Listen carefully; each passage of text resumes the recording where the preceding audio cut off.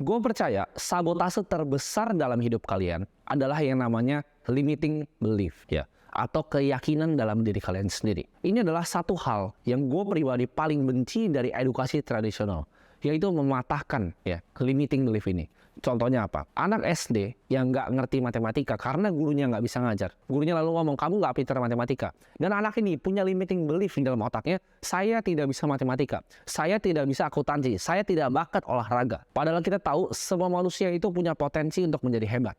Asal dibimbing dengan cara yang baik, dengan guru yang bisa mengajar dengan baik. Merubah limiting belief ini merupakan hal yang krusial kalau kalian mau merubah hidup kalian. Jadi mungkin kalian masih punya limiting belief. Oh, saya itu bukan salesman yang baik. Saya kayaknya di depan kamera kurang baik deh. Ada yang bilang misalnya nih, aduh saya nggak terlalu cocok lah ngomong di depan kamera.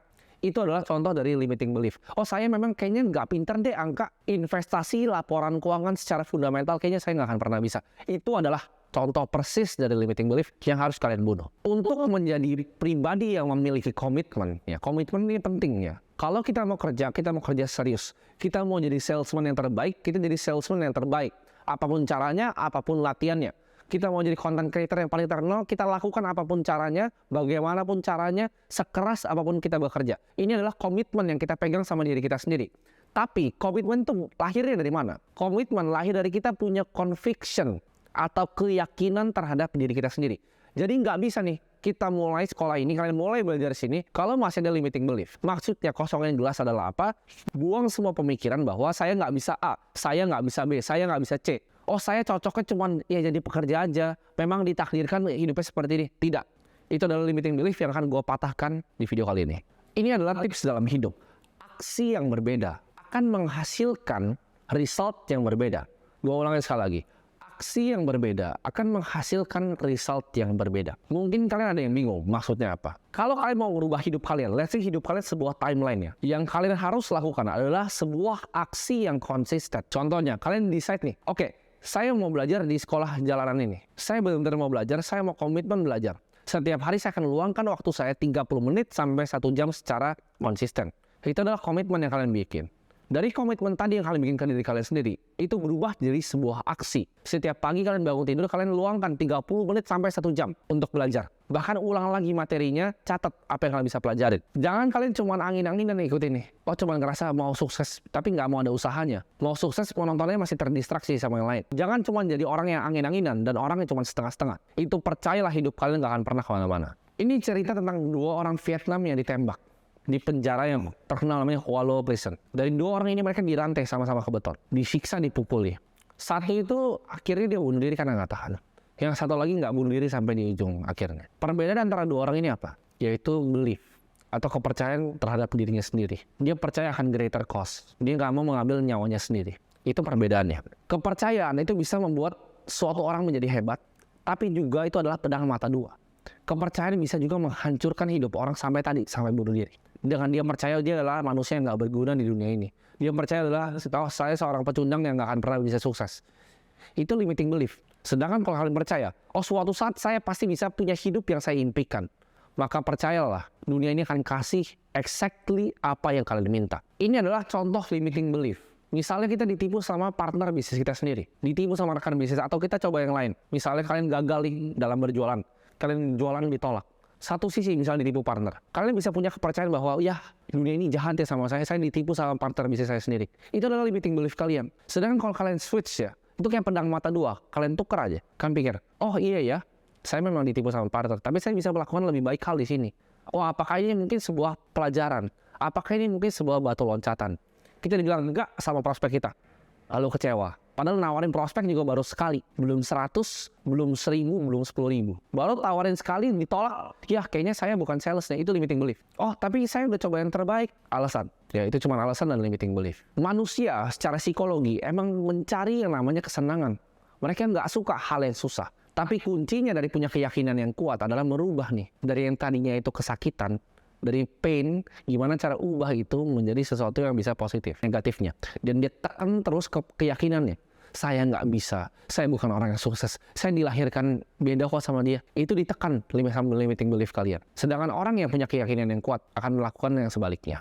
Kita itu adalah apa yang kita pikirkan. Dan yang kita pikirkan itu akan dikasih sama dunia ke kita. Cara paling gampang nih untuk bunuh keyakinan jelek itu atau limiting belief adalah apa? Kita memanfaatkan yang tadi gue udah bilang adalah pain. Ya. Kita memanfaatkan kesakitan di setiap kondisi hidup kita. Contohnya, kita bangun pagi, kita nggak mau belajar, kita malas-malasan, nggak mau kerja.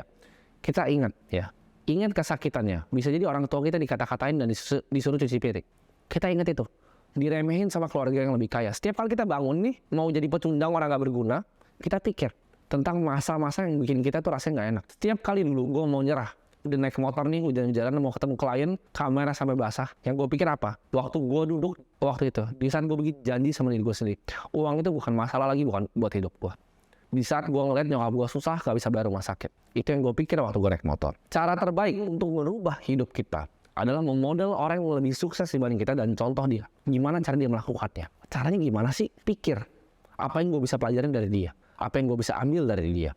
Apa yang dia bikin yang lebih hebat dibanding gue? Cara gue improve diri gue seperti apa? Ini gue akan contoh salah satu perusahaan otomotif paling besar di Amerika, perusahaan Ford. Ini dari rugi besar sekali sampai untung $6 miliar dengan kepercayaan. Kepercayaan yang dipegang sama manajemen Ford. Setiap harinya yang diomongin itu apa? Kalian tahu nggak? Ini adalah dua mantra yang dilakukan sama manajemen Ford. Setiap harinya mereka ngomong ini. Mereka percayakan hal ini.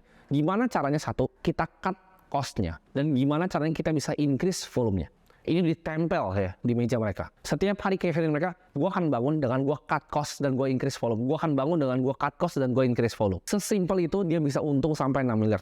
Kalau misalnya kalian ngomong tentang pepatah Jepang, semua orang akan ngomongin ikigai, cari yang kalian suka dan lain-lain. Tapi ini adalah pepatah yang selalu gue pakai dari umur 16 tahun, yaitu namanya Kaizen. Artinya apa? Selalu berusaha untuk menjadi lebih baik. Ini adalah filosofi Jepang. Dimana kalau kita punya Kaizen dalam hidup kita akan selalu thrive jadi lebih baik. Ya. Bisnis yang gue punya, kuncinya cuma satu. Tiap hari gue cuma bangun ya dengan mikir apa yang gue bisa lakukan lebih baik 1% aja. Apa yang gue bisa lakukan 1% lebih baik dari bisnis gue, dari diri gue, dari relationship gue, dari hubungan gue sama keluarga. 1% aja. Itu merubah semua hidup gue dengan cara pandangan pikiran Kaizen itu. Kalian berjanji ya selama beberapa mungkin bulan ke depan, 3-6 bulan ke depan, kalau kalian mau ya hidup kalian berubah.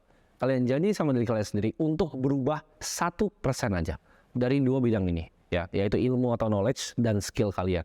Tonton modul setiap hari, coba praktek setiap hari, coba asah skillnya setiap hari.